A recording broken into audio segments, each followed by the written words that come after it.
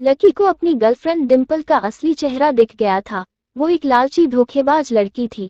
डिम्पल अपने boyfriend lucky को एहसास दिलाना चाहती थी कि उसकी औकात बस एक डिलीवरी बॉय की है, पर वो नहीं जानती थी कि लकी के अतीत का राज उसके सारे भ्रम तोड़ने वाला है। नमस्कार, दिशा की कहानियां चैनल में आप सभी का स्वागत है। हमारी आज की कहानी है प्यार, गरीबी और धोखा। कहते हैं कि दिल्ली दिलबरों की है, दिलजलों की है। कहते तो ये भी है कि दिल्ली दिलफरेबों की भी है। और लकी यानी कि लक्ष्मण लाल अग्रवाल में ये सारे गुण मौजूद थे। लोग उसकी शक्ल को देखकर ही कह देते थे कि दिल्ली से हो क्या। लकी वैसे दिखने में स्मार्ट और अट्रैक्टिव था, पर जेब से खस्ता हाल होने की वजह से रहता सिंपल तरीके से था। शर्ट का रंग उड़ा हुआ और पैंट से पबंद जुड़ा हुआ। कहने को तो उसकी उम्र के लिपड़े दिल्ली की सड़कों पर रात को मोटरबाइक दौड़ाते थे, लेकिन लकी उर्फ लक्ष्मण लाल अग्रवाल सिर्फ कमरे से कॉलेज में पढ़ाई और गर्लफ्रेंड डिम्पल के साथ थोड़ा वक्त बिताना, फिर कॉलेज से दुकान, दुकान से जब होम डिलीवरी आए तो वहां और फिर घर चला जाता था। हाँ, कभी कभी जब वो किसी लड़के को खाली सड़क पर मोटरबाइक दन्नाते हुए देखता तो कहता, एक दिन अपना टाइम आएगा जब मैं चश्मा लगाकर बैठूंगा और मेरे पीछे डिम्पल को बैठाऊंगा। देखना, जब वो मेरी कमर में अपना हाथ कसेगी और मैं तेजी से मोटरसाइकिल को इंडिया गेट के आसपास दौड़ाऊंगा, तो सारे दिल्ली का दिल हम दोनों को देखकर जल जाएगा। दुकान में रखा हुआ बरनोल भी काम नहीं आएगा, लकी ने कहा और अपने हाथ में बरनोल की क्रीम को दबा दिया। जैसे ही उसने क्रीम को दबाया, उसका ढक्कन खुल गया और उसमें से सारी क्रीम बाहर आ गई। अबे गधे, क्या कर रहा है? वो कोई स्पंज की गेंद है क्या जो उसे दबा रहा है? दुकान के मालिक ने उसे फटकारते हुए कहा और उसके माथे में एक चपत लगा दी। सॉरी, सॉरी सर जी, सॉरी, लकी ने अपना सिर बचाते हुए कहा। वो करोल बाग में स्थित एक छोटी सी मेडिकल स्टोर पर काम करता था। उसकी दुकान का नाम था चमन मेडिकल स्टोर और उसके ओनर का नाम था चमन लाल। लकी पिछले 5 सालों से इन्हीं की दुकान पर काम कर रहा था। यहाँ इस छोटी शॉप पर काम करना उसकी मजबूरी थी। लाइफ में कंगाली की वजह से उसे कॉलेज में पढ़ाई पूरी करने के लिए पार्ट टाइम जॉब करना जरूरी था। उसने कई अच्छी जगह अच्छी तनख्वाह की नौकरी ढूंढी, पर नहीं मिली और वो इस मेडिकल पर ही अटक कर रह गया। गधे, अब इसके पैसे कौन तेरा बाप भरेगा? कटेगा, इसका पैसा भी तेरी तनख्वाह से कटेगा और एमआरपी से डबल कटेगा, चमन ने अपने दांतों को किचमिचाते हुए कहा। गुस्से की वजह से उसकी नाक फूल गई थी और लकी की सांसें। उसने घबराते हुए ओनर से पूछा, एमआरपी से डबल क्यों सर जी? ताकि अगली बार से ऐसी कोई हरकत करने से पहले तू डबल बार सोचे, चमन ने कहा और उसके हाथ से ट्यूब छीन ली। उसका जी तो चाह रहा था कि वो लकी की खोपड़ी पर और एक बार अपना हाथ साफ कर ले, लेकिन उससे पहले ही दुकान का फोन बजने लगा। फोन की घंटी बजते ही लकी को वहां से निकलने का मौका मिल गया और वो भागते हुए फोन उठाने के लिए चला गया। हेलो जी, करोल बाग के बेस्ट मेडिकल चमन मेडिकल से बोल रहा हूँ। बताएं क्या काम था? ये लकी की पेटेंट लाइन थी। चाहे कहीं से भी फोन आए, लेकिन उसे फोन पर बस यही बोलना था। जैसे ही इधर से लकी ने अपनी बात कही, उधर से उसे जवाब आया। मैं ब्लूमिन नाइट्स होटल के कमरा नंबर 303 से बात कर रहा हूँ। एक छोटा सा ऑर्डर है, नोट करो और जल्दी से होटल पर डिलीवर करवा दो। वो एक लड़के की आवाज थी।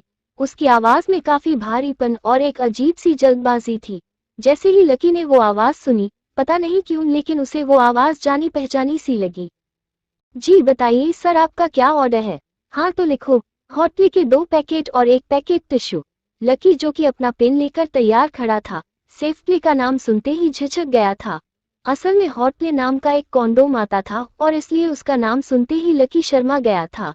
इतने साल से भी मेडिकल की दुकान पर काम करने के बाद भी उसे इन चीजों का नाम सुनने में शर्म आती थी।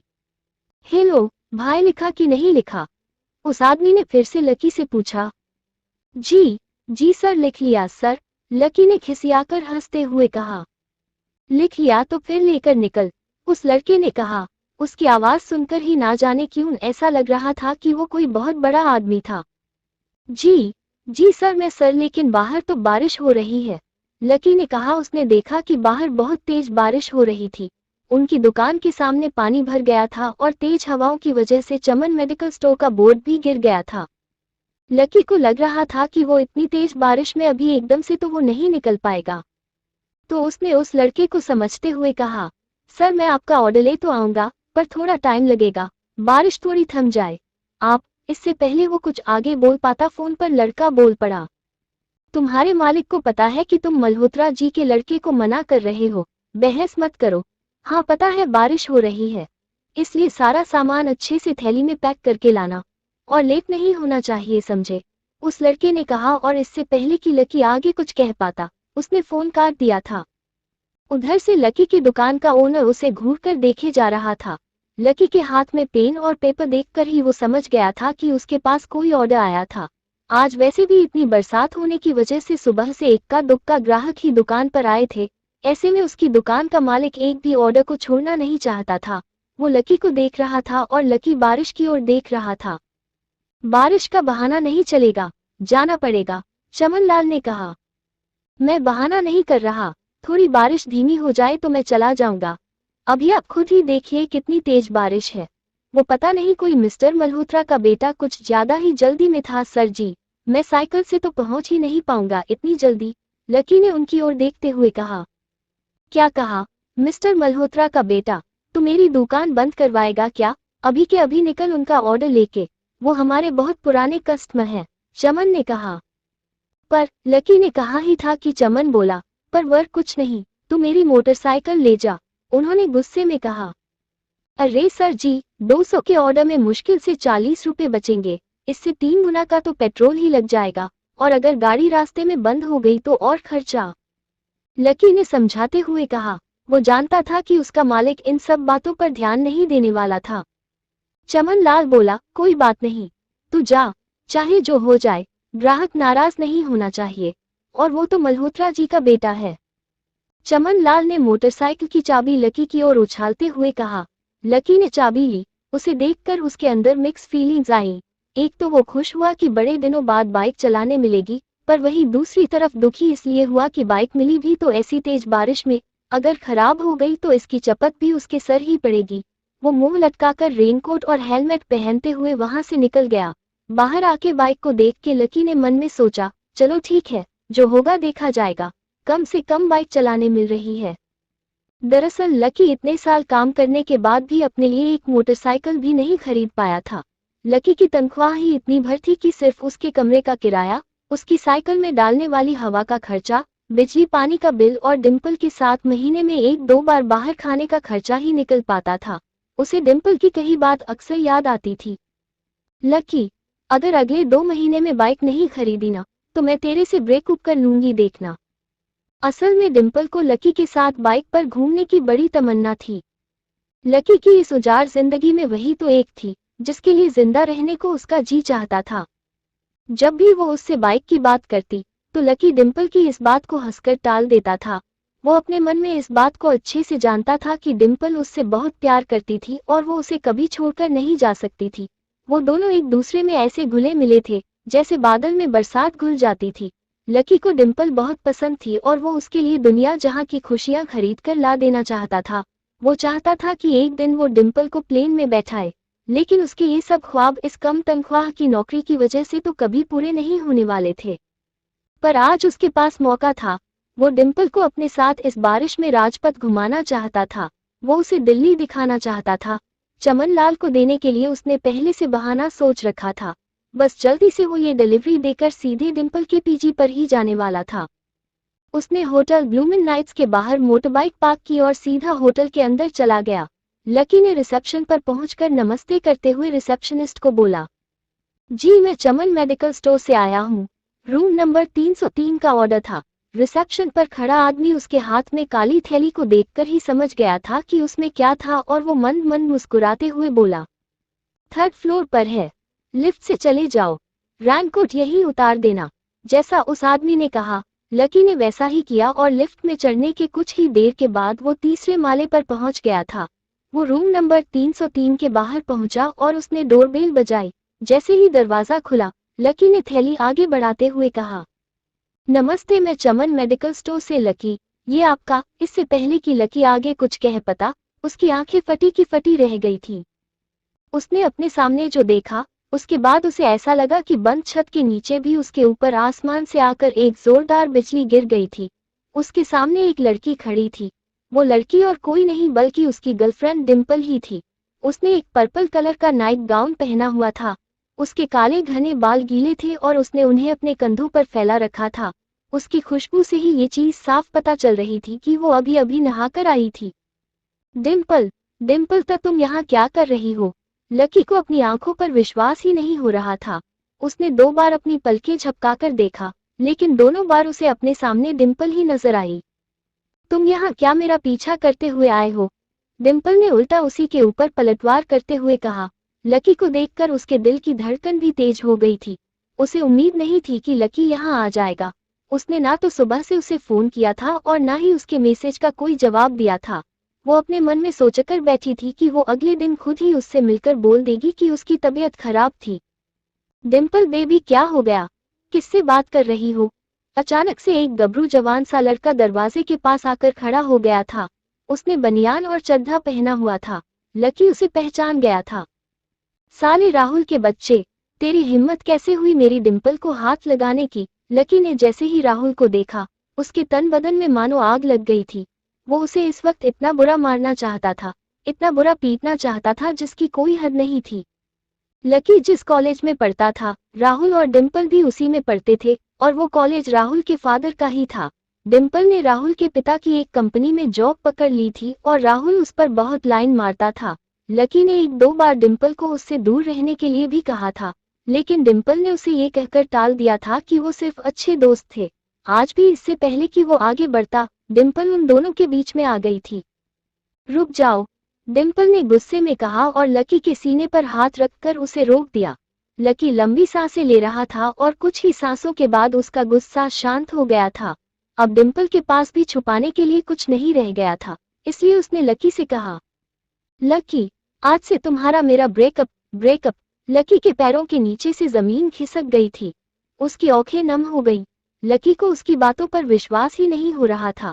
उसने डिम्पल की ओर देखा और बोला, डिम्पल, हम पिछले 1 साल से एक दूसरे के साथ हैं और तुम हो कि मुझसे ब्रेकअप करना चाहती हो। अरे मैं तो तुम्हारे लिए नई बाइक भी लेने वाला था। चल रहने दे, आज ही याद आ रही है तुमको बाइक की। अरे तेरे पास मुझे बाहर घुमाने के, खिलाने पिलाने के पैसे तो है नहीं, तू कहाँ से लेगा बाइक? और अगर ले भी लेगा तो उसमें पेट्रोल कहाँ से डलवाएगा? तेरी 8,000 रुपए महीने की नौकरी से ये सब नहीं होने वाला है, समझे? लोग हंसते हैं मेरे ऊपर जब मैं सरोजिनी में तेरे साथ घूमती हूँ। मैं ऐसी लाइफ नहीं जीना चाहती लकी। मैं तेरी तरह गरीब नहीं रहना चाहती। तूने मुझे फंसाया था, उल्लू बनाया तूने मुझे, इसलिए मैंने राहुल से मैच अप कर लिया है। आज से यही है मेरा बॉयफ्रेंड, डिम्पल ने गुस्से में कहा। अच्छा, तो बेबी यही है तुम्हारा वो बेकार सा एक्स बॉयफ्रेंड? राहुल ने पूछा और डिम्पल के बगल में आकर खड़ा हो गया। फिर उसने लकी के हाथ से थैली उठाई और उसमें से हॉटली का पैकेट निकालकर उसे चिढ़ाने के लिए उसे हवा में लहराने लगा। बाप रे, इससे बदकिस्मत इंसान इस दुनिया में और कौन होगा? राहुल ने उसकी टांग खींचते हुए कहा। लकी के पास उसकी बात का कोई जवाब नहीं था। उसने गुस्से से डिम्पल को देखा और अपनी हाथों की मुट्ठी भींच ली, फिर वहां से निकल गया। अबे पैसे तो ले जा, सब कुछ फ्री ही दे जाएगा क्या? राहुल ने जोर से ठहाका लगाते हुए कहा, लेकिन लकी बिना उसकी बात सुनते हुए ही निकल गया। उसके दिमाग में डिम्पल के कहे शब्द गूंज रहे थे। उसने कभी सपने में भी नहीं सोचा था कि डिम्पल उसके साथ ऐसा भी कुछ कर सकती थी। जिस इंसान के लिए वो इतना कुछ करना चाह रहा था, उसे उसकी कोई कदर ही नहीं थी। लकी इतना हताश हो गया था कि बुरी तरह से रोने लगा था। इस बार वो लिफ्ट से नहीं बल्कि सीढ़ियों से नीचे उतरा और एक एक सीढ़ी उतरने के साथ उसके आंसू आंखों से छलकते जा रहे थे। जब उसकी आवाज सुनकर कुछ लोग अपने कमरे से बाहर आए, तो लकी ने तुरंत अपने आंसू पोंछे और तेजी वहां से भाग गया। उसे जिंदगी में पहली बार प्यार हुआ था और पैसों की कमी की वजह से ना सिर्फ उसका प्यार बल्कि उसकी पूरी जिंदगी बर्बाद हो गई थी। जैसे ही लकी बाहर आया तो उसने देखा कि बाहर अंधेरा हो गया था। आसमान में तेज बिजली कड़की और बारिश जो थोड़ी थमी थी एकाएक फिर झमाझम बरसने लगी। ये देख लकी के थमे हुए आंसू एक बार फिर छलक गए। उसका दिल बुरी तरह टूट चुका था, लेकिन उसे इस बात की खुशी भी हो रही थी। आखिर आज उसे डिम्पल का असली चेहरा नजर आ गया था। वो तो उसके साथ घर बसाने की सोच रहा था, लेकिन अच्छा हुआ कि उसने पहले ही उसका घर बर्बाद होने से बचा लिया। लकी को दुख तो बहुत हो रहा था, पर उसे ये भी लग रहा था कि आगे चलकर यही दुख उसे खुशी देने वाला था। लेकिन और एक चीज थी जो लकी को परेशान कर रही थी, वो थी उसकी माली हालत। उसकी जेब इतनी तंग थी कि उसे फटी हुई जेब की पेंट पहनकर घूमना पड़ता था। कभी कभी तो लकी सिर्फ रोटी खाकर दिन काट देता था। वो कब से कोशिश कर रहा था कि कोई अच्छा काम पकड़ सके, लेकिन उसे कहीं कोई काम देने को राजी नहीं था। उसने टूटे हुए दिल को दिलासा देते हुए मन में सोचा कि डिम्पल पर होने वाले खर्चे बच जाने से शायद उसके हालात कुछ सुधर जाएंगे, पर फिर भी वो रातों रात रईस नहीं हो जाने वाला था। उसने ऊपर आसमान की ओर देखा और जोर से चिल्लाया, अगर इतना ही अनलकी बनाना था तो फिर नाम लकी क्यों रखा भगवान। वो जितनी जोर से चिल्ला सकता था उतनी जोर से चिल्लाया। उसकी आवाज से आसपास खड़े लोग एक बार को डर गए थे। लकी ऊपर ही देख रहा था और उसके आंसू बारिश के पानी के साथ मिल गए थे। जैसे ही वो फूटकर रोने को था, तभी उसके फोन पर एक मैसेज आया।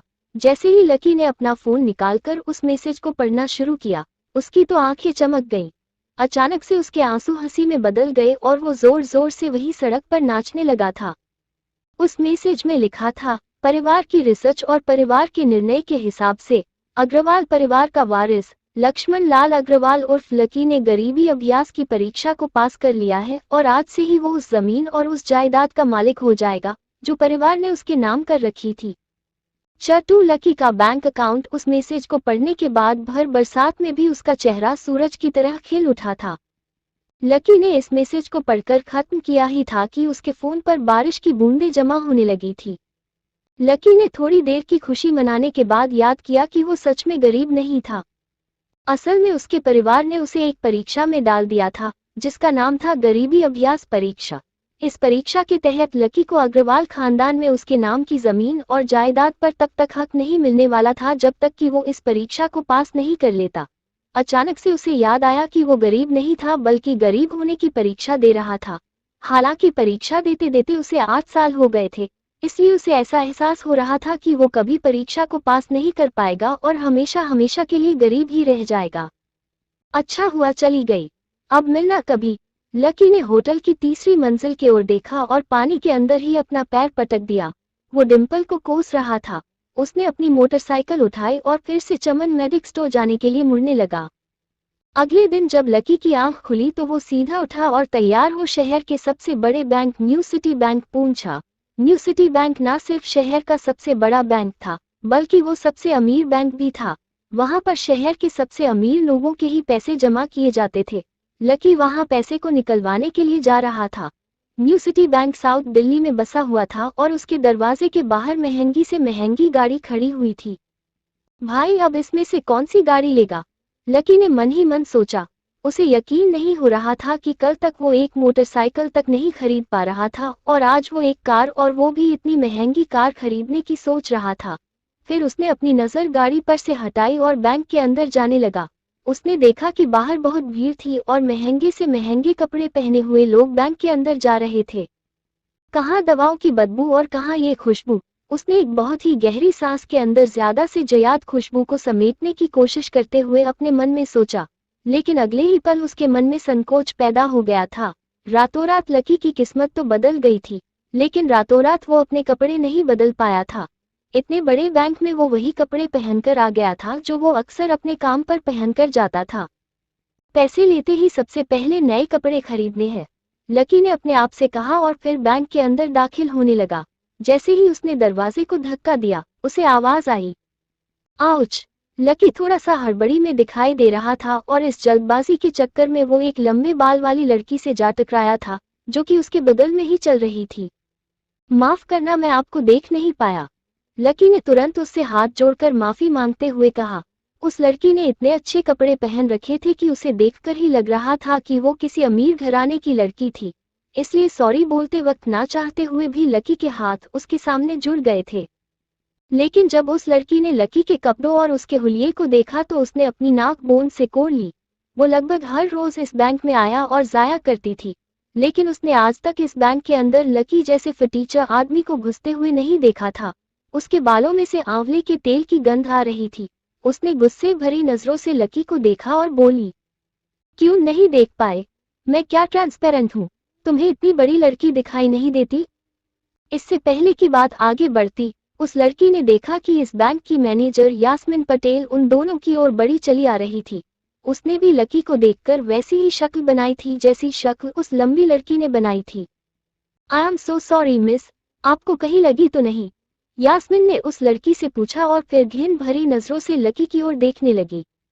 लकी तमतमाती आंखों से उन दोनों को देखे जा रहा था।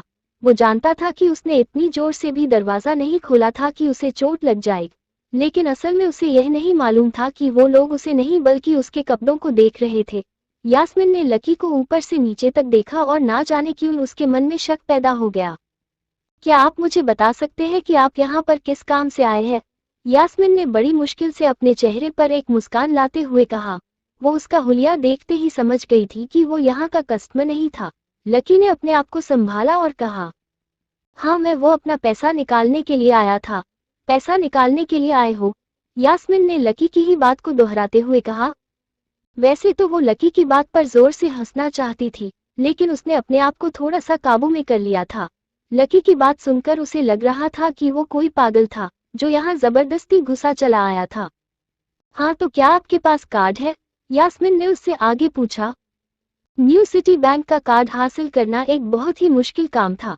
अगर किसी को भी उस बैंक का कार्ड लेना था तो सबसे पहले उस आदमी को अपने खाते में 5 लाख रुपए पहले से जमा करवा कर रखने पड़ते थे, तब जाकर उसे कहीं कार्ड मिलता था।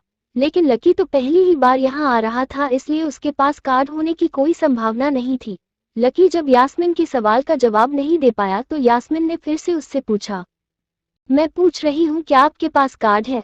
वो समझ गई थी कि लकी पागल ही था जो कहीं से भागकर सीधा उनके बैंक में आ गया था।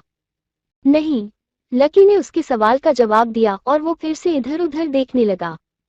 जैसे ही उस लंबे बालों लड़की ने लकी का जवाब सुना तो वो खिलखिलाकर हंस पड़ी। यास्मिन को तो सिर्फ लग रहा था कि वो पागल है, लेकिन वो लड़की तो अपने मन में मान ही चुकी थी यह लड़का कोई पागल है जो कहीं झोपड़पट्टी से यहाँ आ गया है।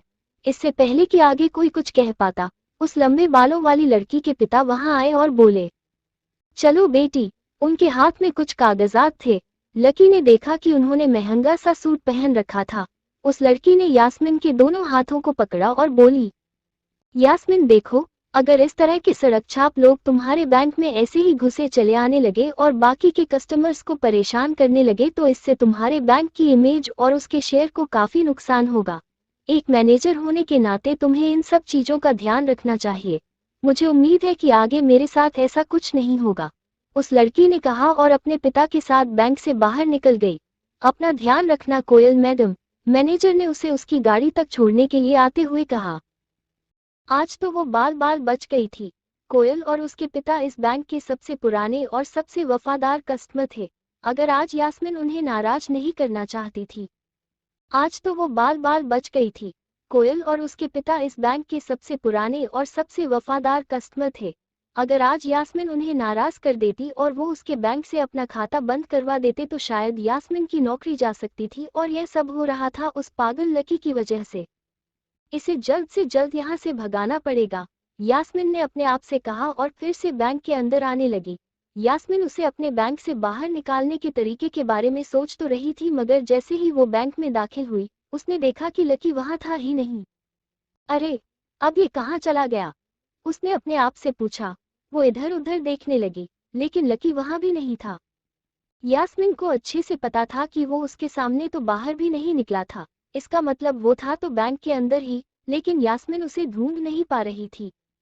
कुछ देर तक बैंक के सारे कोनों को देख लेने के बाद यास्मिन को लगा कि शायद लकी यहाँ बहुत ही असहज महसूस कर रहा होगा, और जब वो कोयल को दरवाजे पर छोड़ने के लिए आई थी तब उसके पीछे पीछे वो भी निकल गया होगा।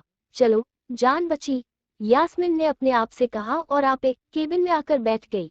जैसे ही उसने आज के दिन की पहली फाइल उठाई थी, उसे किसी की एक झलक दिखी। ये और कोई नहीं बल्कि लकी ही था। अरे, ये कहाँ छुपा हुआ था? यास्मिन ने अपने आप से कहा और तुरंत फाइल को टेबल पर रखकर वो ऑफिस से बाहर आ गई। उसने देखा कि लकी बैंक के वीआईपी लॉज के बाहर खड़ा था और उसके खंभे की आड़ की वजह से वो यास्मिन की नज़र से बाहर हो गया था। अब यास्मिन को वो मिल तो गया था, लेकिन उसके लिए उससे भी बड़ी एक और मुसीबत खड़ी हो गई थी। लकी जिस कमरे के बाहर अभी खड़ा था, उस कमरे के अंदर शहर के सभी रईस लोगों का उठना बैठना था। बैंक के सिलसिले में या किसी और काम के सिलसिले में वो सभी लोग यहीं आकर बात किया करते थे। उस कमरे के अंदर जो लोग बैठे थे, उन सबके करोड़ों रुपए इस वक्त बैंक में रखे हुए थे। अब अगर ऐसे में लकी वहां घुस जाता तो वो सब लोग मिलकर यास्मीन की गर्दन पर चढ़ जाते। रुको, जहां हो वहीं खड़े रहो, यास्मीन जोर से और साथ ही गुस्से से चिल्लाई। बाकी के लोग जो वहां खड़े थे वो यास्मीन की यह चीख सुनकर डर गए थे। कुछ लोगों को उसके इतने जोर से आवाज करने की वजह से गुस्सा भी आ गया था और यास्मीन सबसे मुस्कुराते हुए माफी मांगकर आगे बढ़ती जा रही थी। वो लकी को किसी भी तरह से उस कमरे में जाने से रोकना चाहती थी, लेकिन उससे पहले ही वो उस कमरे के अंदर दाखिल हो चुका था। अरे यार, यह आदमी है या गधा? यास्मीन ने अपना ही सिर पिटते हुए कहा और वो भी उस कमरे के दरवाजे की ओर बढ़ने लगी। उसने उस कमरे का दरवाजा खोलने की कोशिश की, लेकिन वो अंदर से लॉक हो गया था। बाप रे, ये कैसा आदमी है? बिना परमिशन के अंदर घुसा तो घुसा, लेकिन दरवाजा भी अंदर से बंद कर लिया। अब यास्मीन की सांस फूलती जा रही थी। उसे बहुत डर लग रहा था। उसका जी यह सोच सोचकर ही घबराए जा रहा था कि ना जाने अंदर लकी और उस रिलेशन मैनेजर के बीच में क्या हो रहा होगा।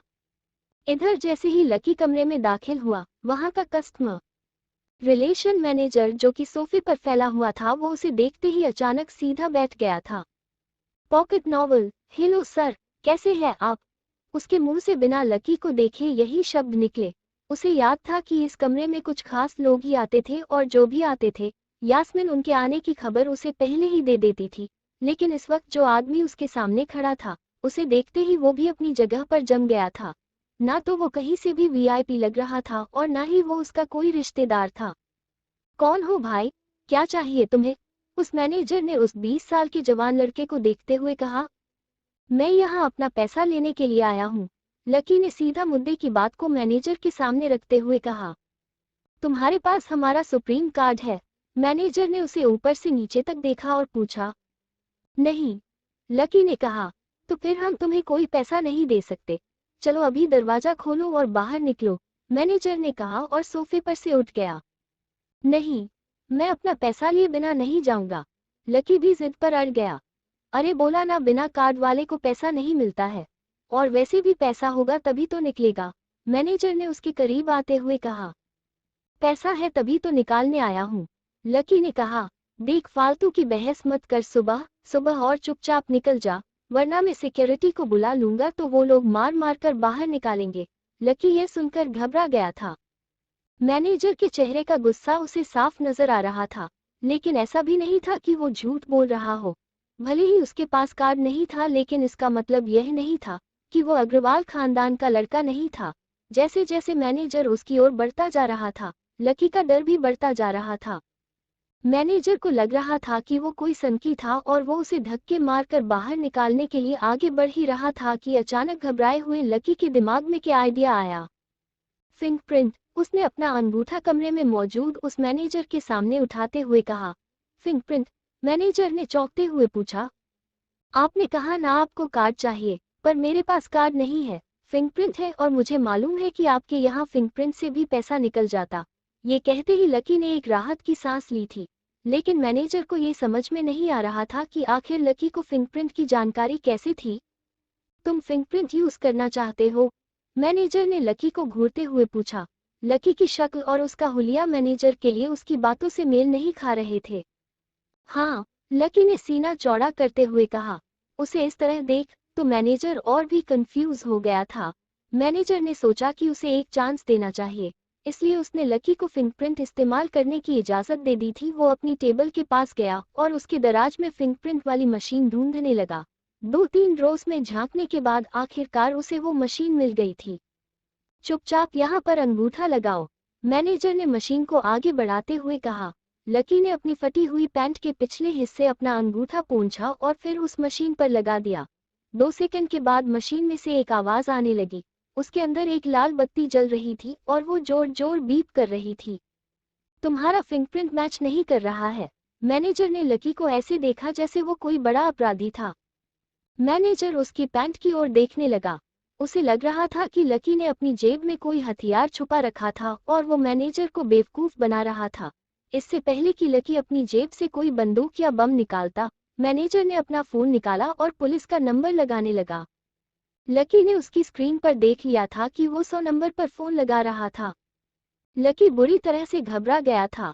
वो बहुत ही उत्साह और जोश में अंदर तक तो चला आया था, लेकिन उसे मालूम नहीं था कि वो इतनी बड़ी मुसीबत में फंसने वाला है।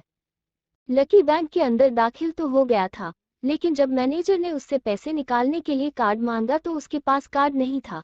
उसकी फटेहाल हालत देखकर पहले ही मैनेजर को गुस्सा आ रहा था और उसमें लकी ने ये डिमांड रख दी कि वो फिंगरप्रिंट से पैसे निकालना चाहता था। लेकिन पानी तब सर से ऊपर निकल गया जब उसकी उंगली मैच ही नहीं हुई। मैनेजर ने फोन निकाला और पुलिस को फोन लगाने लगा। अरे अरे, यह क्या कर रहे हो? देखिए सर, मेरी बात सुनिए। मैं को क्रिमिनल नहीं हूँ।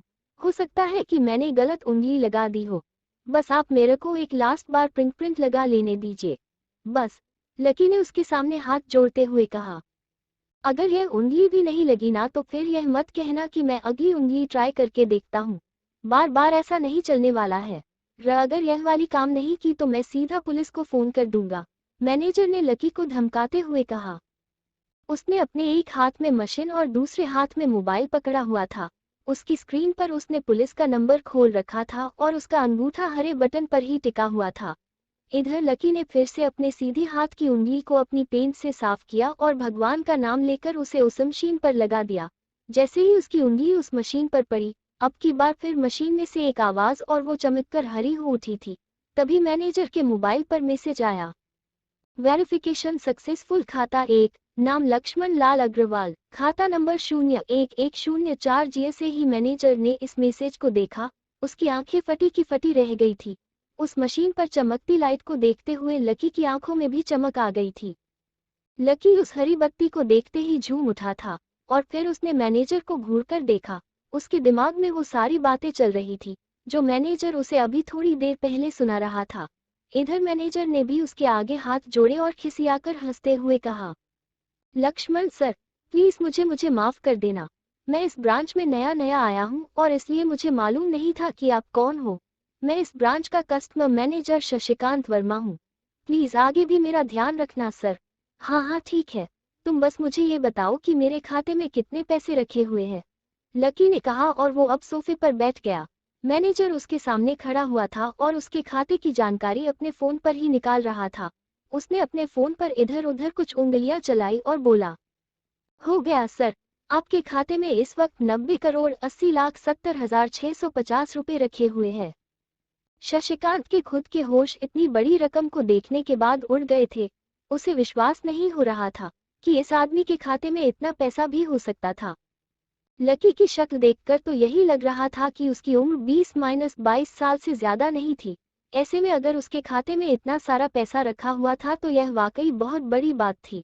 शशिकांत अपने मन में यही सोच रहा था कि दुनिया के 99% लोग अपनी पूरी जिंदगी काम करने के बाद भी इतना पैसा नहीं कमा सकते थे जितना कि लकी के खाते में इतनी छोटी सी उम्र में रखा हुआ था।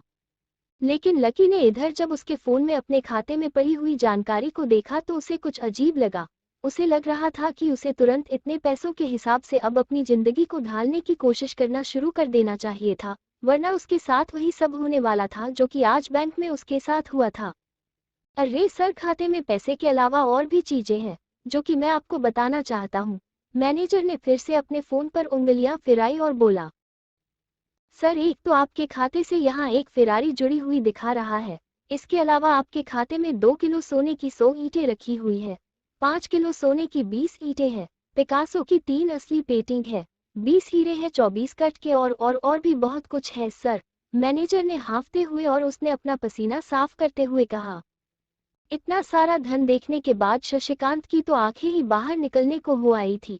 उसने कभी लकी जितना अमीर आदमी अपनी जिंदगी में कहीं नहीं देखा था। जितना पैसा और सोना और जायदाद उसके पास थी, उसका 10% भी इस ब्रांच में किसी और के पास नहीं था।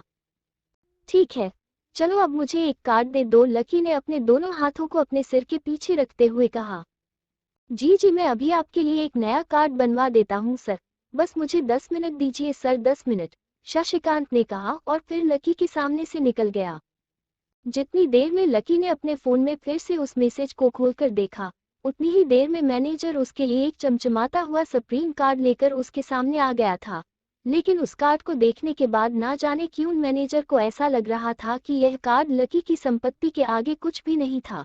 फिर भी मैनेजर इसमें कुछ नहीं कर सकता था क्योंकि वो जानता था कि उसके पास इस ब्रांच में इससे बड़ा और कोई कार्ड नहीं था। इसलिए फिलहाल तो वो लकी को यही दे सकता था। उसने उस कार्ड पर लकी का पूरा नाम लक्ष्मण लाल अग्रवाल गुदवा लिया था। लीजिए सर, आपका कार्ड, पासवर्ड वगैरह सब आपको ईमेल पर मिल जाएगा, शशिकांत ने मुस्कुराते हुए कहा और वो लकी के सामने हाथ बांधकर खड़ा हो गया। इधर लकी ने उस कार्ड को उलट पलट कर देखा और फिर अपनी जगह से खड़ा होकर वो बाहर निकलने लगा। शशिकांत का मन तो यही कर रहा था कि वो उसे दरवाजे तक छोड़ने जाए, लेकिन उसकी ड्यूटी इसी ऑफिस में थी और वो किसी को बाहर छोड़ने नहीं जा सकता था। फिर भी वो लकी के लिए दरवाजा खोलने के लिए आगे आ गया था। इधर यास्मिन अपने केबिन में अपना सिर पकड़े हुए बैठी थी। उसे समझ में नहीं आ रहा था कि आखिर अंदर चल क्या रहा था।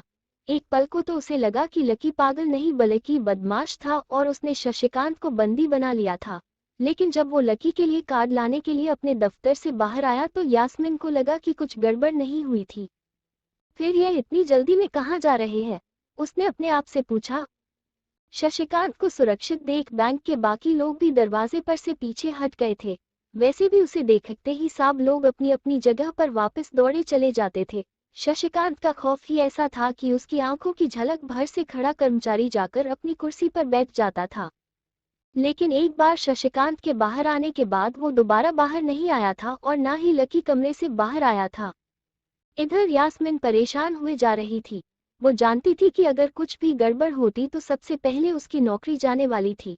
उसने बड़ी मुश्किल से और मेहनत करके इस नौकरी को हासिल किया था और वो किसी पागल की वजह से इसे अपने हाथ से जाने नहीं देना चाहती थी। जैसे ही परेशान यास्मिन ने अपनी नज़र उठाकर फिर से उस कमरे की ओर देखा तो पाया कि लकी बहुत ही आराम से उस कमरे से बाहर निकलकर दरवाजे की ओर बढ़ता चला जा रहा था। आए, रुको, तुम इस तरह से नहीं जा सकते, यास्मिन जोर से चिल्लाई और भागते हुए लकी के पास चली गई। तुम्हारी हिम्मत कैसे हुई जबरदस्ती हमारे वीआईपी रूम में घुसे चले आने की? यास्मिन ने पूछा। उसका मन तो यही कर रहा था कि वो अभी लकी का गिरेबान पकड़कर उसे झकझोर दे, लेकिन उसने अपने आप को रोक रखा था। मैंने पहले भी तो कहा था, मैं यहाँ सिर्फ अपना पैसा लेने के लिए आया था, लकी ने कहा और मुस्कुराने लगा। यास्मिन ने देखा कि उसके हाथ में एक सुप्रीम कार्ड था और वो उसकी उंगलियों के बीच चमक रहा था। यास्मिन के दिमाग में आया कि लकी ने ये कार्ड अंदर से चुरा लिया था और इससे पहले कि वो यहाँ से चोरी करके भागता, यास्मिन जोर से चिल्लाई, सिक्योरिटी सिक्योरिटी। उसकी आवाज को सुनते ही दो बंदूक वाले गार्ड भागे भागे यास्मिन के पास आए। ये चोरी करके भाग रहा था, पकड़ो इसे। लकी ने जब यास्मिन के मुंह से यह बात सुनी तो उसके कान खड़े हो गए। इससे पहले कि वो वहां से अपनी जान बचाकर भाग पाता, सिक्योरिटी वालों ने उसे धर दबोच लिया था और उसकी जेब टटोलने लगे थे। इधर यास्मिन ने देखा कि उस सुप्रीम कार्ड पर उसने अपना नाम भी गुदवा लिया था। तुम्हारी इतनी हिम्मत कि तुमने शशिकांत सर को डराकर इस पर अपना नाम भी लिखवा लिया। इसकी जेब चेक करो, यास्मिन ने कहा। दोनों में से एक गार्ड लकी की जेब टटोलने लगा था। लकी को समझ में नहीं आ रहा था कि आखिर ये लड़की उसे समझ क्या रही थी। अगर उसे इसके खाते या इसकी संपत्ति या सिर्फ इसके परिवार के बारे में भी पता चल जाता तो भी यास्मिन उसके पैरों में गिर जाती। इससे पहले कि लकी अपनी सफाई में खुद कुछ कह पाता कि गार्ड बोला, मैडम, इसकी जेब में तो कुछ नहीं है, लेकिन इसकी एक जेब फटी हुई है। तभी उसकी बात को सुनकर दूसरे सिपाही ने कहा, मैडम, हो सकता है कि यह इसी जेब में चाकू रखकर लाया हो और निकालते वक्त उसी चाकू से उसकी जेब फट गई हो। अरे पागल हो क्या, ये सब क्या बोल रहे हो? शशिकांत, इससे पहले कि लकी कुछ कह पाता, एक गार्ड ने उसके दोनों हाथों को मरोड़ दिया था। इधर यास्मिन अपने मन में सोच रही थी कि अगर वो चाकू लाया था तो फिर वो चला कहाँ गया था। बाप रे! अचानक से यास्मिन की आंखें बड़ी सी हो गई। उसे लगा कि लकी ने उस चाकू से शशिकांत का खून कर दिया था। यास्मिन ने तुरंत अपना फोन निकाला और पुलिस को फोन मिलाते हुए कहा, हेलो पुलिस स्टेशन, मैं न्यू सिटी बैंक से बोल रही हूँ। हमारे बैंक में एक सनकी चोर घुस आया है और उसने हमारे कस्टमर मैनेजर का खून कर दिया है। आप प्लीज जल्दी आ जाइए। यास्मिन ने इधर इतना कहा और फोन रख दिया। तब तक दोनों गार्ड ने लकी को नीचे घुटनों के बल बैठा दिया था और उसके सिर पर बंदूक रख दी थी। जैसे ही बाकी के लोगों ने भी अपनी आंखों के सामने यह मंजर देखा तो वो सब लोग भी लकी के आसपास घेरा बनाकर खड़े हो गए थे। अंदर बैठे मैनेजर ने जब इस हलचल को देखा तो वो भी अपना सारा सिस्टम बंद करके बाहर आ गया। अरे क्या हो रहा है ये सब? उसने जोर से आवाज देते हुए पूछा। जैसे ही सब लोगों ने उसकी आवाज सुनी तो वो चौंक गए और शशिकांत वर्मा की ओर देखने लगे। देखने वालों में यास्मिन भी शामिल थी और उसने देखा कि उसका मैनेजर तो जिंदा और सही सलामत उसकी आंखों के सामने खड़ा था। सर, आप जिंदा है, यास्मिन ने खुशी और आश्चर्य भरे भाव के साथ शशिकांत की ओर देखते हुए कहा। लेकिन अगले ही पल में उसकी खुशी की जगह दुख ने ले ली थी। उसे एहसास हो रहा था कि आखिर उसने कितनी बड़ी गलती कर दी थी। यास्मिन ने अपनी ही जुबान काट ली थी और उसके जले पर नमक छिड़का। शशिकांत ने, उसने कहा, मैं क्यों इतना जल्दी मरने लगा, और तुमने ये सब क्या तमाशा लगा रखा है, उसने कहा और फिर उस भीड़ की ओर बढ़ने लगा। जैसे ही वो आगे आया, उसने देखा कि उन लोगों ने लकी को गनपोइंट पर बैठा रखा है। अरे ये किसने किया, किसने किया है? शशिकांत तुरंत लकी की ओर दौड़ा और उसने उसके पास खड़े दोनों गार्ड को हटा दिया। फिर उसने लकी को उठाने के लिए अपना हाथ उसकी ओर बढ़ा दिया और बोला, sir, I am really sorry sir, इस बेवकूफ़ी के लिए मैं आपसे माफ़ी मांगता हूँ। शशिकांत उसके पैरों में ही गिरने को हो गया था। लकी उसका हाथ पकड़कर खड़ा हुआ और फिर यास्मिन की ओर घूरने लगा। आप पूछ रहे थे ना कि यह किसने किया? इसने किया, और इसने सिर्फ इतना ही नहीं किया बल्कि इसने पुलिस को भी बुला लिया। इसे लग रहा था कि मैं कोई क्रिमिनल हूँ जिसने आपका खून कर दिया है और आपसे ये कार चुराकर भाग रहा है। लकी ने यास्मिन की ओर उंगली दिखाते हुए कहा। अचानक ही सब लोग थोड़ा सा पीछे हटकर यास्मिन को देखने लगे थे। यास्मिन घबराई हुई सी कभी फर्श को तो कभी छत को देखे जा रही थी। यास्मिन, शशिकांत ने उसे घूरते हुए कहा। उसकी आंखों में छुपे गुस्से को यास्मिन बर्दाश्त नहीं कर पा रही थी, इसलिए उसकी ना तो लकी से और ना ही शशिकांत से नजर मिलाने की हिम्मत हो रही थी। फिर भी वो जानती थी कि उसका चुप रहना इस वक्त उसी के लिए बहुत खतरनाक हो सकता था, इसलिए उसने कहा, सर, सर मुझे लगा कि यह जबरदस्ती अंदर घुस आया है, और इसने इसने आपके ऊपर हमला करके आपसे जबरदस्ती यह कार्ड बनवा लिया और फिर आपको आपको मार दिया सर, यास्मिन ने कहा। उसकी डरी सहमी सी आंखों में अब आंसू भी आ गए थे। मैनेजर ने जब उसकी यह बात सुनी तो उसने अपना सिर पकड़ लिया। यास्मिन जैसी समझदार लड़की इतनी बड़ी भूल कैसे कर सकती थी? उसने लकी को पहचाना ही नहीं था। खैर, मैनेजर को लगा कि इसमें उसकी कोई गलती नहीं थी। जब वो खुद लकी को नहीं पहचान पाया था तो फिर यास्मिन कैसे पहचान पाती? इसलिए उसने सोचा कि सबके सामने उसे कुछ कहने से अच्छा था कि वो यास्मिन को एक कोने में ले जाकर लकी की सच्चाई बताए। शशिकांत ने उसका हाथ पकड़ा और उसे खींचकर अपने साथ के खंभे के पास ले गया और बोला, तुम्हें मालूम है ये कौन है? अरे ये लक्ष्मण लाल अग्रवाल है, अग्रवाल खानदान का वारिस। तुम्हें पता है ना कि अग्रवाल खानदान का खाता हमारे बैंक की जितनी भी शाखाएं हैं उसका सबसे बड़ा खाता है। यास्मिन ने जैसे ही यह नाम सुना, उसके पैरों के नीचे से जमीन खिसक गई थी। वो जानती थी कि आज न्यू सिटी बैंक अगर इतनी ऊंचाइयों पर पहुंचा था तो उसके पीछे अग्रवाल खानदान का सबसे बड़ा हाथ था। इस बात का जिक्र उससे तब भी किया गया था जब उसने नौकरी ज्वाइन की थी। तुम्हें पता है इस लड़के के नाम पर कितनी प्रॉपर्टी है? यह अपने दम पर इस पूरे एरिया को खरीद सकता है, शशिकांत ने उसके कानों में फुसफुसाते हुए कहा। यास्मिन जैसे जैसे लकी को देखे जा रही थी, वो बड़ी बड़ी आंखों से उसे घूरे जा रही थी। लकी कभी उन दोनों को देख रहा था तो कभी अपने आसपास खड़े लोगों को देख रहा था। अब सबसे पहले तो पुलिस को फोन करो और उनसे कहो कि हमसे गलती हो गई थी और उसके बाद जाकर तुम उनसे भी माफी मांगो।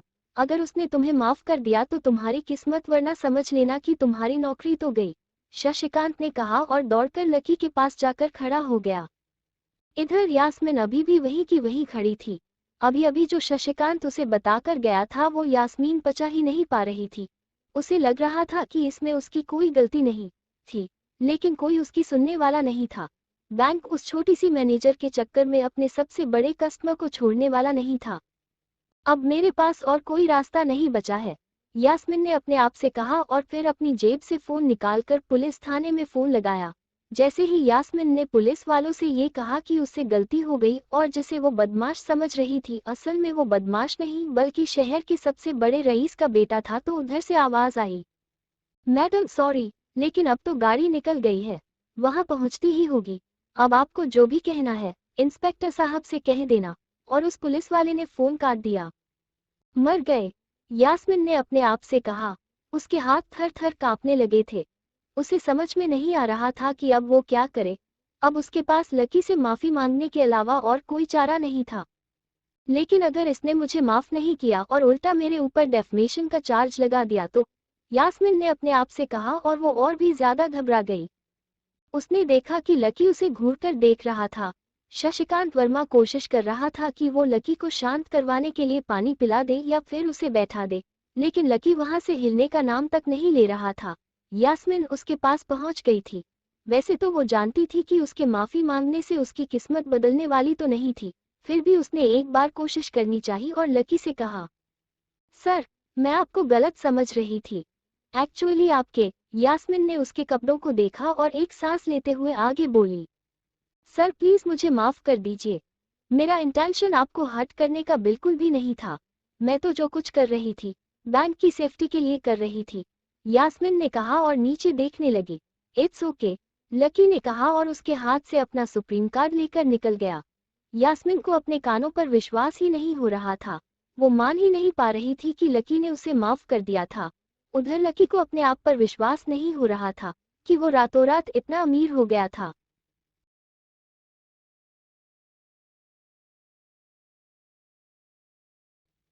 सर, एक तो आपके खाते से यहाँ एक फेरारी जुड़ी हुई दिखा रहा है। इसके अलावा आपके खाते में 2 किलो सोने की 100 ईंटें रखी हुई है। 5 किलो सोने की 20 ईंटें हैं। पिकासो की 3 असली पेंटिंग है। 20 हीरे हैं 24 कट के और भी बहुत कुछ है सर। मैनेजर ने हाँफते हुए और उसने अपना पसीना साफ करते हुए कहा।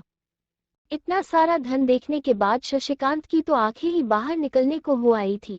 उसने कभी लकी जितना अमीर आदमी अपनी जिंदगी में कहीं नहीं देखा था। जितना पैसा और सोना और जायदाद उसके पास थी, उसका 10% भी इस ब्रांच में किसी और के पास नहीं था। ठीक है, चलो अब मुझे एक कार्ड दे दो, लकी ने अपने दोनों हाथों को अपने सिर के पीछे रखते हुए कहा। जी जी, मैं अभी आपके लिए एक नया कार्ड बनवा देता हूँ सर। बस मुझे 10 मिनट दीजिए सर, 10 मिनट, शशिकांत ने कहा और फिर लकी के सामने से निकल गया। जितनी देर में लकी ने अपने फोन में फिर से उस मैसेज को खोलकर देखा, उतनी ही देर में मैनेजर उसके लिए एक चमचमाता हुआ सुप्रीम कार्ड लेकर उसके सामने आ गया था। लेकिन उस कार्ड को देखने के बाद ना जाने क्यों मैनेजर को ऐसा लग रहा था कि यह कार्ड लकी की संपत्ति के आगे कुछ भी नहीं था। फिर भी मैनेजर इसमें कुछ नहीं कर सकता था क्योंकि वो जानता था कि उसके पास इस ब्रांच में इससे बड़ा और कोई कार्ड नहीं था, इसलिए फिलहाल तो वो लकी को यही दे सकता था। उसने उस कार्ड पर लकी का पूरा नाम लक्ष्मण लाल अग्रवाल गुदवा लिया था। लीजिए सर, आपका कार्ड, पासवर्ड वगैरह सब आपको ईमेल पर मिल जाएगा, शशिकांत ने मुस्कुराते हुए कहा और वो लकी के सामने हाथ बांधकर खड़ा हो गया। इधर लकी ने उस कार्ड को उलट पलट कर देखा और फिर अपनी जगह से खड़ा होकर वो बाहर निकलने लगा। शशिकांत का मन तो यही कर रहा था कि वो उसे दरवाजे तक छोड़ने जाए, लेकिन उसकी ड्यूटी इसी ऑफिस में थी और वो किसी को बाहर छोड़ने नहीं जा सकता था। फिर भी वो लकी के लिए दरवाजा खोलने के लिए आगे आ गया था। इधर यास्मीन अपने केबिन में अपना सिर पकड़े हुए बैठी थी। उसे समझ में नहीं आ रहा था कि आखिर अंदर चल क्या रहा था। एक पल को तो उसे लगा कि लकी पागल नहीं बल्कि बदमाश था और उसने शशिकांत को बंदी बना लिया था। लेकिन जब वो लकी के लिए कार्ड लाने के लिए अपने दफ्तर से बाहर आया तो यास्मीन को लगा कि कुछ गड़बड़ नहीं हुई थी। फिर यह इतनी जल्दी में कहाँ जा रहे हैं, उसने अपने आप से पूछा। शशिकांत को सुरक्षित देख बैंक के बाकी लोग भी दरवाजे पर से पीछे हट गए थे। वैसे भी उसे देखते ही सब लोग अपनी अपनी जगह पर वापस दौड़े चले जाते थे। शशिकांत का खौफ ही ऐसा था कि उसकी आंखों की झलक भर से खड़ा कर्मचारी जाकर अपनी कुर्सी पर बैठ जाता था। लेकिन एक बार शशिकांत के बाहर आने के बाद वो दोबारा बाहर नहीं आया था और ना ही लकी कमरे से बाहर आया था। इधर यास्मीन परेशान हुए जा रही थी। वो जानती थी कि अगर कुछ भी गड़बड़ होती तो सबसे पहले उसकी नौकरी जाने वाली थी। उसने बड़ी मुश्किल से और मेहनत करके इस नौकरी को हासिल किया था और वो किसी पागल की वजह से इसे अपने हाथ से जाने नहीं देना चाहती थी। जैसे ही परेशान यास्मीन ने अपनी नज़र उठाकर फिर से उस कमरे की ओर देखा तो पाया कि लकी बहुत ही आराम से उस कमरे से बाहर निकलकर दरवाजे की ओर बढ़ता चला जा रहा था। आए, रुको, तुम इस तरह से नहीं जा सकते, यास्मीन जोर से चिल्लाई और भागते हुए लकी के पास चली गई। तुम्हारी हिम्मत कैसे हुई जबरदस्ती हमारे वीआईपी रूम में घुसे चले आने की, यास्मीन ने पूछा। उसका मन तो यही कर रहा था कि वो अभी लकी का गिरेबान पकड़कर उसे झकझोर दे, लेकिन उसने अपने आप को रोक रखा था। मैंने पहले भी तो कहा था, मैं यहाँ सिर्फ अपना पैसा लेने के लिए आया था, लकी ने कहा और मुस्कुराने लगा। यास्मीन ने देखा कि उसके हाथ में एक सुप्रीम कार्ड था और वो उसकी उंगलियों के बीच चमक रहा था। यास्मिन के दिमाग में आया कि लकी ने ये कार्ड अंदर से चुरा लिया था और इससे पहले कि वो यहाँ से चोरी करके भागता, यास्मिन जोर से चिल्लाई, सिक्योरिटी सिक्योरिटी। उसकी आवाज को सुनते ही दो बंदूक वाले गार्ड भागे भागे यास्मिन के पास आए। ये चोरी करके भाग रहा था, पकड़ो इसे। लकी ने जब यास्मिन के मुंह से यह बात सुनी तो उसके कान खड़े हो गए। इससे पहले कि वो वहां से अपनी जान बचाकर भाग पाता, सिक्योरिटी वालों ने उसे धर दबोच लिया था और उसकी जेब टटोलने लगे थे। इधर यास्मिन ने देखा कि उस सुप्रीम कार्ड पर उसने अपना नाम भी गुदवा लिया था। तुम्हारी इतनी हिम्मत कि तुमने शशिकांत सर को डराकर इस पर अपना नाम भी लिखवा लिया। इसकी जेब चेक करो, यास्मिन ने कहा। दोनों में से एक गार्ड लकी की जेब टटोलने लगा था। लकी को समझ में नहीं आ रहा था कि आखिर ये लड़की उसे समझ क्या रही थी। अगर उसे इसके खाते या इसकी संपत्ति या सिर्फ इसके परिवार के बारे में भी पता चल जाता तो भी यास्मिन उसके पैरों में गिर जाती। इससे पहले कि लकी अपनी सफाई में खुद कुछ कह पाता कि गार्ड बोला, मैडम, इसकी जेब में तो कुछ नहीं है, लेकिन इसकी एक जेब फटी हुई है। तभी उसकी बात को सुनकर दूसरे सिपाही ने कहा, मैडम, हो सकता है कि यह इसी जेब में चाकू रखकर लाया हो और निकालते वक्त उसी चाकू से उसकी जेब फट गई हो। अरे पागल हो क्या, ये सब क्या बोल रहे हो शशिकांत। इससे पहले कि लकी कुछ कह पाता, एक गार्ड ने उसके दोनों हाथों को मरोड़ दिया था। इधर यास्मिन अपने मन में सोच रही थी कि अगर वो चाकू लाया था तो फिर वो चला कहाँ गया था। बाप रे, अचानक से यास्मिन की आंखें बड़ी सी हो गई। उसे लगा कि लकी ने उस चाकू से शशिकांत का खून कर दिया था। यास्मिन ने तुरंत अपना फोन निकाला और पुलिस को फोन मिलाते हुए कहा, हेलो पुलिस स्टेशन, मैं न्यू सिटी बैंक से बोल रही हूँ। हमारे बैंक में एक सनकी चोर घुस आया है और उसने हमारे कस्टमर मैनेजर का खून कर दिया है। आप प्लीज जल्दी आ जाइए। यास्मिन ने इधर इतना कहा और फोन रख दिया। तब तक दोनों गार्ड ने लकी को नीचे घुटनों के बल बैठा दिया था और उसके सिर पर बंदूक रख दी थी। जैसे ही बाकी के लोगों ने भी अपनी आंखों के सामने यह मंजर देखा तो वो सब लोग भी लकी के आसपास घेरा बनाकर खड़े हो गए थे। अंदर बैठे मैनेजर ने जब इस हलचल को देखा तो वो भी अपना सारा सिस्टम बंद करके बाहर आ गया। अरे क्या हो रहा है ये सब, उसने जोर से आवाज देते हुए पूछा। जैसे ही सब लोगों ने उसकी आवाज सुनी तो वो चौंक गए और शशिकांत वर्मा की ओर देखने लगे। देखने वालों में यास्मिन भी शामिल थी और उसने देखा कि उसका मैनेजर तो जिंदा और सही सलामत उसकी आंखों के सामने खड़ा था। सर, आप जिंदा है, यास्मिन ने खुशी और आश्चर्य भरे भाव के साथ शशिकांत की ओर देखते हुए कहा। लेकिन अगले ही पल में उसकी खुशी की जगह दुख ने ले ली थी। उसे एहसास हो रहा था कि आखिर उसने कितनी बड़ी गलती कर दी थी। यास्मिन ने अपनी ही जुबान काट ली थी और उसके जले पर नमक छिड़का। शशिकांत ने, उसने कहा, मैं क्यों इतना जल्दी मरने लगा, और तुमने ये सब क्या तमाशा लगा रखा है, उसने कहा और फिर उस भीड़ की ओर बढ़ने लगा। जैसे ही वो आगे आया, उसने देखा कि उन लोगों ने लकी को गनपोइंट पर बैठा रखा है। अरे ये किसने किया, किसने किया है। शशिकांत तुरंत लकी की ओर दौड़ा और उसने उसके पास खड़े दोनों गार्ड को हटा दिया। फिर उसने लकी को उठाने के लिए अपना हाथ उसकी ओर बढ़ा दिया और बोला, sir, I am really sorry sir, इस बेवकूफ़ी के लिए मैं आपसे माफ़ी मांगता हूँ। शशिकांत उसके पैरों में ही गिरने को हो गया था। लकी उसका हाथ पकड़कर खड़ा हुआ और फिर यास्मिन की ओर घूरने लगा। आप पूछ रहे थे ना कि यह किसने किया। इसने किया, और इसने सिर्फ इतना ही नहीं किया बल्कि इसने पुलिस को भी बुला लिया। इसे लग रहा था कि मैं कोई क्रिमिनल हूँ जिसने आपका खून कर दिया है और आपसे ये कार्ड चुराकर भाग रहा है। लकी ने यास्मिन की ओर उंगली दिखाते हुए कहा। अचानक ही सब लोग थोड़ा सा पीछे हटकर यास्मिन को देखने लगे थे। यास्मिन घबराई हुई सी कभी फर्श को तो कभी छत को देखे जा रही थी। यास्मिन, शशिकांत ने उसे घूरते हुए कहा। उसकी आंखों में छुपे गुस्से को यास्मिन बर्दाश्त नहीं कर पा रही थी, इसलिए उसकी ना तो लकी से और ना ही शशिकांत से नजर मिलाने की हिम्मत हो रही थी। फिर भी वो जानती थी कि उसका चुप रहना इस वक्त उसी के लिए बहुत खतरनाक हो सकता था, इसलिए उसने कहा, सर, सर, मुझे लगा कि यह जबरदस्ती अंदर घुस आया है और इसने आपके ऊपर हमला करके आपसे जबरदस्ती यह कार्ड बनवा लिया और फिर आपको मार दिया सर, यास्मिन ने कहा। उसकी डरी सहमी सी आंखों में अब आंसू भी आ गए थे। मैनेजर ने जब उसकी यह बात सुनी तो उसने अपना सिर पकड़ लिया। यास्मिन जैसी समझदार लड़की इतनी बड़ी भूल कैसे कर सकती थी। उसने लकी को पहचाना ही नहीं था। खैर, मैनेजर को लगा कि इसमें उसकी कोई गलती नहीं थी। जब वो खुद लकी को नहीं पहचान पाया था तो फिर यास्मिन कैसे पहचान पाती। इसलिए उसने सोचा कि सबके सामने उसे कुछ कहने से अच्छा था कि वो यास्मीन को एक कोने में ले जाकर लकी की सच्चाई बताए। शशिकांत ने उसका हाथ पकड़ा और उसे खींचकर अपने साथ के खंभे के पास ले गया और बोला, तुम्हें मालूम है ये कौन है? अरे ये लक्ष्मण लाल अग्रवाल है, अग्रवाल खानदान का वारिस। तुम्हें पता है ना कि अग्रवाल खानदान का खाता हमारे बैंक की जितनी भी शाखाएं हैं उसका सबसे बड़ा खाता है। यास्मीन ने जैसे ही यह नाम सुना, उसके पैरों के नीचे से जमीन खिसक गई थी।